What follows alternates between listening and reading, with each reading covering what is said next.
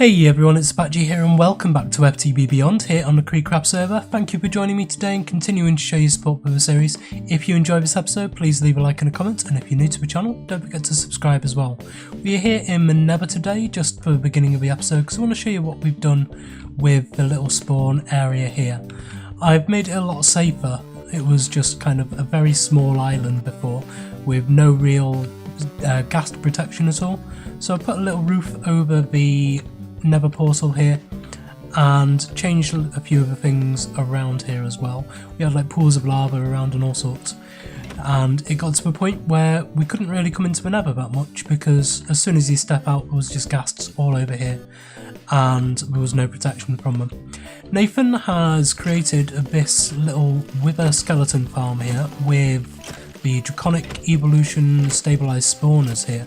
Now these are at draconic levels, so they're really quite fast. And these are spawning in the normal skeletons, but because it's in the Nether, some of them get changed into wither skeletons. And I think it's got something to do with kind of localized mob cap, why some of them are skeletons and why some of them aren't. But I'm not really too sure why, it's just a kind of spawning problem maybe with these stabilized spawners. We're doing this so that we can get the wither skeleton skulls for the wither farm up in the roof. That is what this is. This is just an elevator up to the top here. But I'll show you how this farm works first. Down here we have a little corridor with a mechanical user in it, and at the moment it's just left clicking to attack the entities. So it's a very slow passive farm which does reach mob cap, or localized mob cap anyway. So as soon as one dies, another one is spawned. So it means it's a very efficient farm basically, and it also means that all the area around here will be a bit safer because nothing else can spawn here because we've already reached mob cap here. The farm, as I say, is fairly slow, however you can speed it up a lot just by going down here and just attacking these guys. And because my staff and power is very strong, I've actually upgraded it. We've now got it soulbound with decapitation, Reaper 5, sharpness 5, looting 3 and fire aspect 2 on it. So I've been doing a lot of enchanting today. So it just attacks everything, kills it all in one hit. I might put smite on here as well just to speed it up even more. And we do actually have a ghast around. Where's he? Whoa, you're quite close. You're not supposed to be here. Goodbye. Nice and easy to kill them when you can actually fly around after them. Anyway, the reason why we're doing this, as I say, is to get all of these wither skeleton skulls. I'm just going to shove all of this stuff I picked up in here. Don't want the apples, can keep them. Don't want that, can keep that. Don't want that. I think all of this should disappear now, yeah. Put them in there. We've got a bin here which gets rid of anything else. I've had to change this today. I was supposed to record this episode about an hour ago, start recording about an hour ago, and I did this introduction and then did something really stupid, and I pressed Q on my draconic staff of power, which threw it out of my hand. The absorption hopper picked it up, it went into this crate, all the way through this system, couldn't find a home in here, and ended up in the trash can, gone for good. So I've had to build another one of these today, and that's why I've upgraded it so much as well. No, it was probably about 4 hours ago I was supposed to record this episode, man. I'm losing track of time now. So what I've done instead is I've increased the priority on this up to 10. It was on -10 before. And I've added a filter on here with arrows, stone swords and bows, which ignores NPT data and ignores metadata. So that means that this will empty out this of all of the junk that these throw out, and all of the good stuff will go into here. It's pretty nice, fast, easy farm. Anyway, we're going to grab 3 stacks of these so I can show you what's up in the roof. So up here in the roof we have our wither killer, and Nathan has also upgraded this a bit. I say a bit, it works a lot better than it used to. It's a lot faster now. So the basic idea of this is it traps the withers in the bedrock. Well, the reason why this works so well is because we have mob griefing turned off at the moment, because we don't have the we haven't got the command blocks working yet to stop Endermen from stealing blocks from the ground.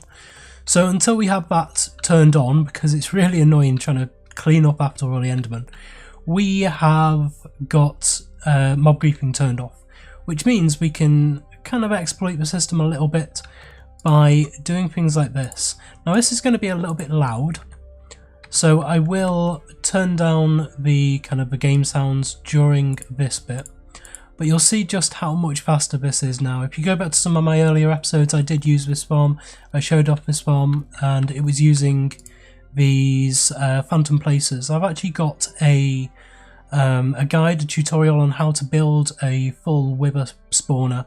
It runs about 180 nether stars per hour using these phantom placers. So if you go back through my videos and check out that tutorial, you'll be able to see a full tutorial on how to build it. It's Abnyor actually set this up originally, and he based it on that design, but a much simpler design using the bedrock here. Mine can be placed anywhere.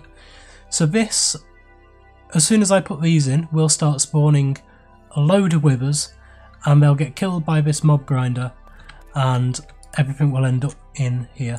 So we'll have 64 nether stars in there by the end of it. So let's see how long it takes.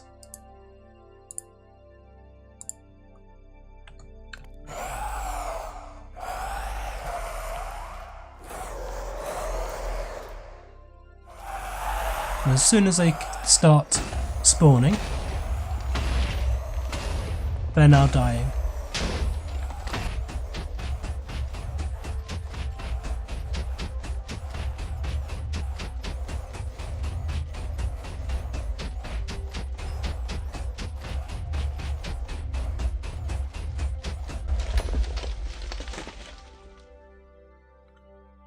So there you go, I think that was about a minute. I'll check on the time once we're done. I'll let you know exactly the time that it was. Just pick up some of this XP. Unfortunately, I didn't put the XP obelisk in. It's down below at the moment, but it's collecting plenty of XP. This is all full in the buffer, so I was collecting up some of that there. But you can see it's really nice and fast, and in here now we have 64 nether stars we can add to the collection. Well, today I want to go through a mod which we have touched on in some detail before, mainly though in Hermit Pack, and I know a lot of people haven't gone back and seen my Hermit Pack episodes, and you may not have seen this mod. This is a mod called SCHEMATICA, and it's actually a client-side mod, so you can add it into any pack you like, and it'll run just for you.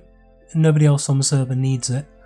And if we come down to SCHEMATICA here, be able to see all the details for it here. The Lunatrius is the author of it, and I'm going to do something a little bit different today. I'm actually going to take you out of Minecraft and into a browser and show you how to install this and basically how it all runs. So this has been kind of an invaluable tool for me when I come to building. It means I can play around in creative mode and then basically copy those creative buildings into the survival world. It's kind of like MC Edit, but you do need all of the materials, so you're not actually just spawning stuff in, you are actually using all of your own resources.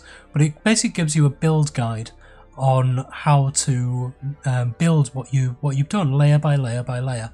So anyway, let's go into a browser and see what it's all about. So here we are on Lunatrius's website. This is the one which was linked to within the mod options in the game. And if you go to mods on the top here and then down to SCHEMATICA here, you'll see it is available to download here for pretty much every Minecraft version from 1.12 all the way down to 1.2.5 here. This is the earliest version that they support. So it's available for pretty much every mod pack you could want to play. And it is available to use on kind of multiplayer games as well. It's specifically designed for standalone games, for single player games, and mainly for vanilla. Most of the schematics you get are vanilla blocks, but what I do is I take those vanilla schematics and then change them out for modded blocks.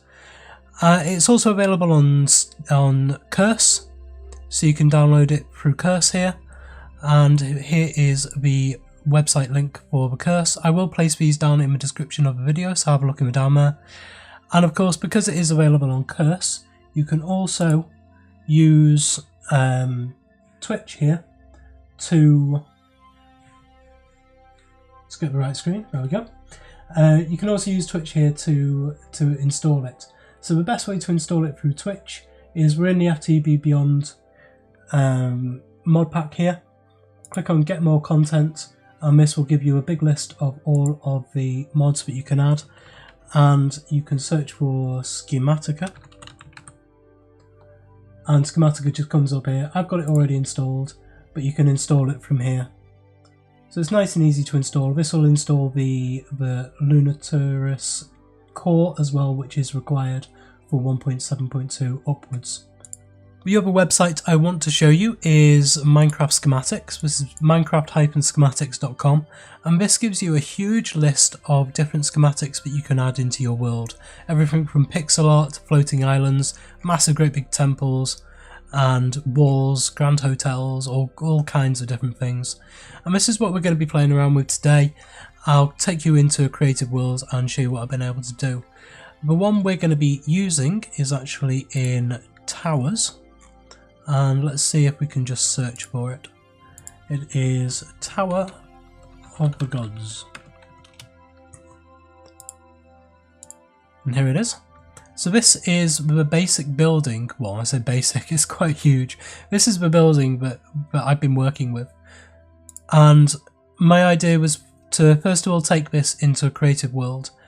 You download it just here. You have to log into their website. It's a free registration, and as soon as you registered you can download these, and then you put them into a schematics folder within your install directory.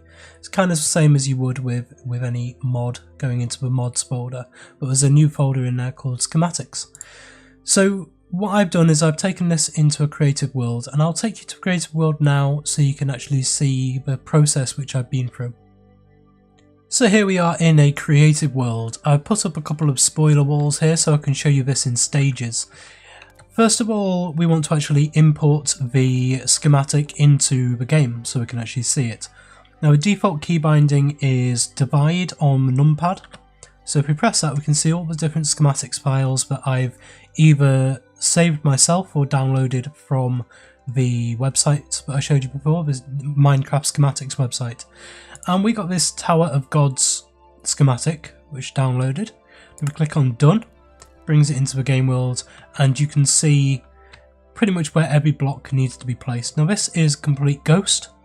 It can be a bit disorientating sometimes walking around this, because you feel, especially when you go onto the upper floors, you feel like you should be able to land here, and you don't, you just fall straight through.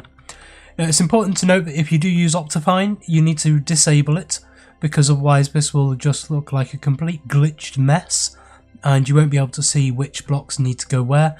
So whilst you're actually building with Schematica, just disable Optifine, and then you can turn it back on afterwards.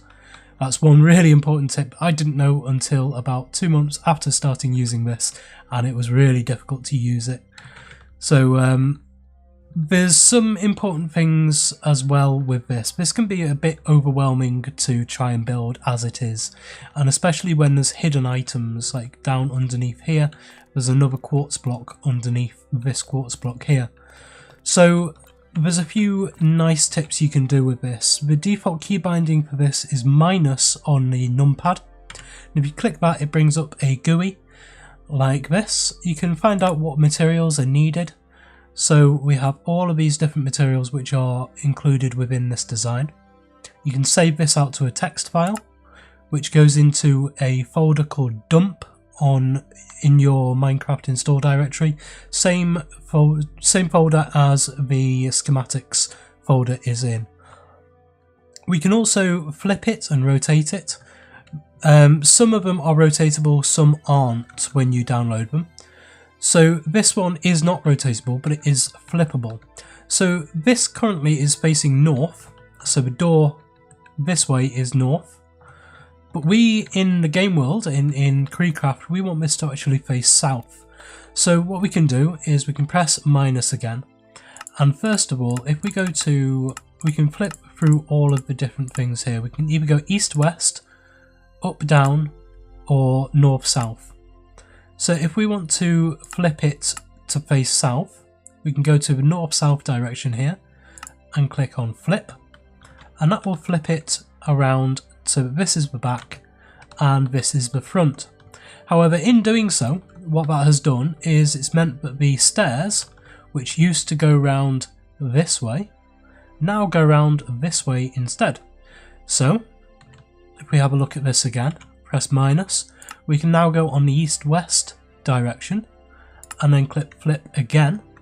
And now the stairs are on the other side going around this way. So you can quite easily kind of transform and scale this however you want to, or transform it at least, and rotate it and flip it around. Let's just see if we can rotate this. No, these don't have rotational values. Oh, it did there. Let's see. Yeah, so it's now there. But rotate, I have found, is a little bit buggy, so I tend not to use it at all. Let's just try getting this back the way we want it. That'll do for now. So now, if we want to actually come to build it, I'll just put my phone on silent. There we go. Yeah, if we actually want to come and build it, then we don't really want the entire structure being shown. What we want is a layer by layer guide. And so here you can see it's showing all. If we click on this once, then it shows it by layer. So it changes between layer and all. And this will show you the zero floor, the ground floor. And so you can see all the blocks that are involved in this. And then if we go up a layer, we can see all the blocks in that, and up again, and again, and again, and again, and again, and so on and so forth. So you can see once we get up here, there are some blocks which you won't be able to place until others have been placed next to them.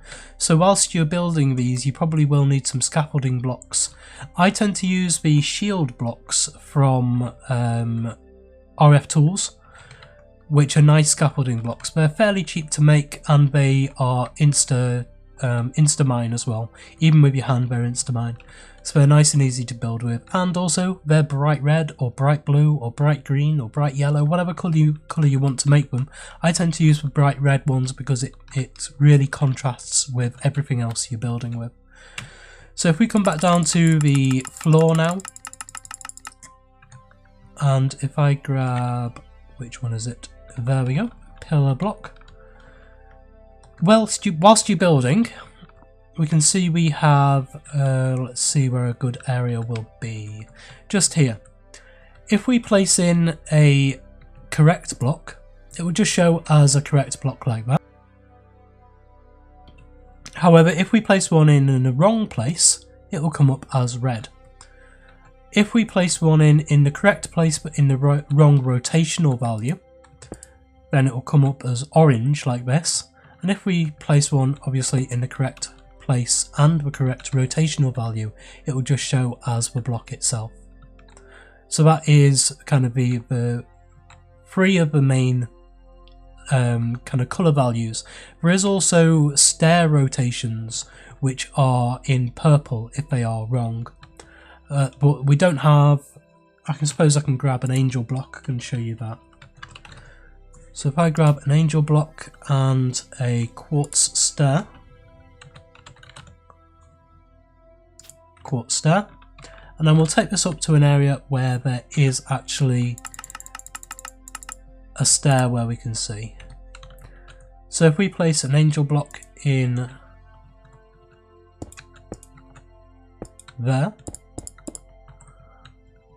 then we can place a stair next to it there, and it comes up like this. It usually looks a bit more purple than this, so it's but if we place it in the right way round, it looks like that. And if we place it in on the side, it's like this as well. So it's pretty much the same as with the quartz blocks down there, the pillars down there.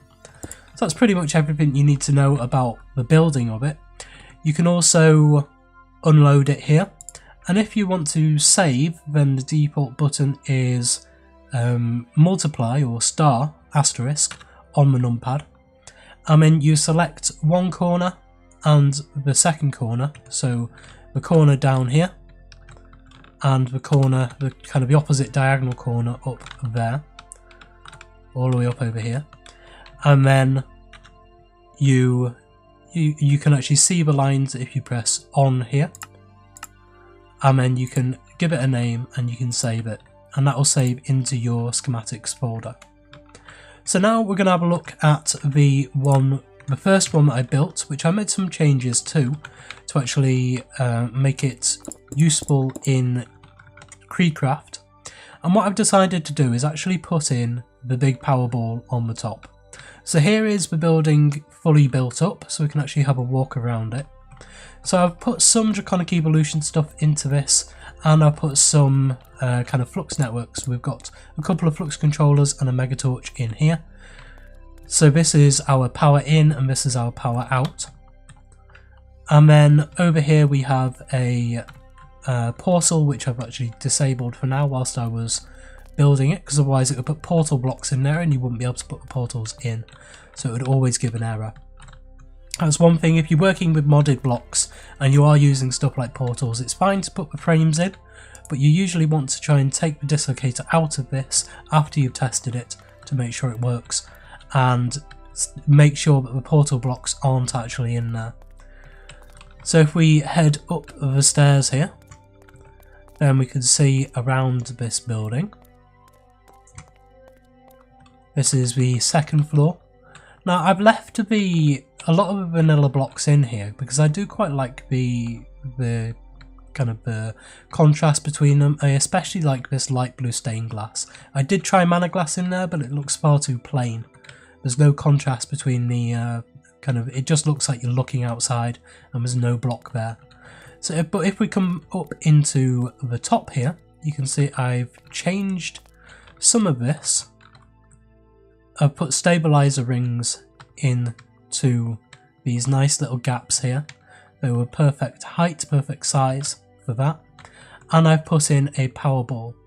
We did see in the schematic that there used to be a fountain here, but I've taken the fountain out and I put in an energy pylon, and then underneath this there is a flux point just there. I'll put that back there. And then up above as well there is a energy pylon. I've taken out the glass below them and above on this, again so that it doesn't mess up the schematic, mainly because if we put a piece of glass on here, it actually morphs and becomes a part of this kind of multi-block structure. And one thing you don't really want within the schematics is kind of really complex multi-block structures with a lot of NBT data. It will save regular kind of basic NBT data, but anything majorly complex it does struggle with. So that's pretty much this. I put some of the solar panels up on the roof with flux plugs underneath them. So I've edited the roof a little bit, added a little bit of design onto the roof. However, I decided that I wanted to have a look at different textures and different materials we could build this out of, make it look a little bit less vanilla. So I'm not too sure about this, and this is where I want your help. I want you to have a good look at this, rewind if you need to, have a good look around this building in what I've shown you here. And what do you think about the materials used, the sea lanterns, the quartz, the different types of quartz used as well, the chisel quartz, the pillar quartz, and the blocks of quartz? Because I've remade this basically out of oak and living wood or living rock over here, and it doesn't have the same appeal, I don't think. It's not quite as glorious as the quartz one. The quartz one really does stand out, and I really do like the quartz one. I wanted to see what it would be like out of living rock, because that's what we've used mostly within CreedCraft so far, and I do love the textures and the colours of these living rock bricks. However, I don't think it really particularly works with this building here. I think this building needs to be a lot more grandiose. I've tried alabaster and it just doesn't look any good. It looks very dull. So what other blocks do you think that I could use within this design? I was going to build this today, but after kind of standing back and looking at this and then kind of contrasting it between this one and this one, I'm not too sure what I want to do. I don't know if this is going to be too vanilla, and over time it's going to look very strange standing out when we're using a lot of the modded blocks. But I don't think this one has the kind of glister about it that we need out of a building of this kind of scale. So what do you think? What do you think I should use? I'll take you around this one just so you can see. But it does look a lot darker inside. As soon as you go inside, you can see the quartz was a lot lighter.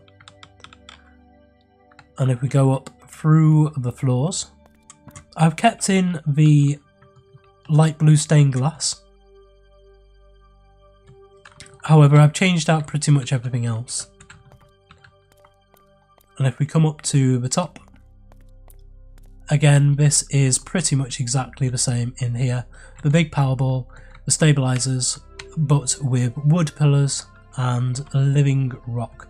Instead of a chiseled quartz, I've used this chiseled living rock bricks, and instead of the pillared quartz, I've used oak wood.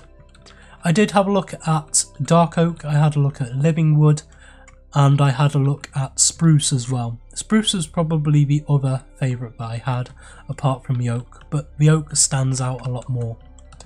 So yeah, let me know what you think. So now we're back in CreedCraft and I'll show you where this is going to go. If we come along here, I've actually added in another bridge. So just give you an idea of how it'll look and feel as we come up to it. I've taken this road up here, I've placed in a bridge across and up some steps up here, and this is going to be the footprint of it just here. So you can see the full layout of it. I've actually brought into the world the schematic, so if we now click on show, we'll be able to see exactly what it's like. This is the quartz version, and I'll show you the living rock version in a minute. And this is what I meant about the rotation, because when it's here, for some reason, I can no longer rotate this once it's in a multiplayer world. So I can't flip it, I can't rotate it, I can't do anything with it. So I'm going to have to make sure in the creative world that any version of this I do make faces south, and that the stairs go in the correct direction, because I do want them to go round like this rather than going up this way, which I think would be, I don't know, I find it strange going up spiral staircases the opposite way. It's just something I've always thought, especially in games. So I'll show you again what this is going to look like as we come over, say, from Nathan's Mountain. You'll be able to see once it renders in. Once it renders in, thank you. It's going to look pretty big on the landscape. So you'll be able to see it through the trees here.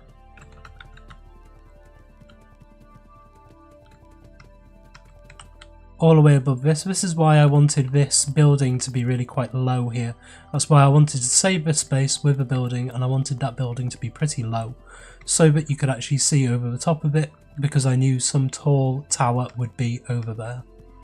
So even over here, when we're walking down here, we can still see just the very top of it there. And then as we come over the bridge, it kind of fills the landscape. And then we'll come up and in. So that's what it's going to be like. Let me know your thoughts on it. let's just have a quick look at the living rock one. So here it is with living rock and quartz. So I've still got the quartz pillars in. So this is living rock and quartz, and that is what it would be like. I've got the rotational values right on this one at least. And say come from up by the blacksmith. Nice and bold on the horizon. And that is what it will be like. So yeah, let me know. And I will, hopefully next episode, if I have enough response, I'll be able to start building this. Anyway, thank you for joining me today. If you enjoyed this episode, please like, comment and subscribe on the video and to the channel. And I will see you next time.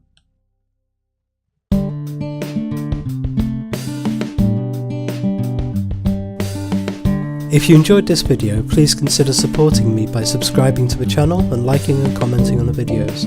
Thanks. See you next time.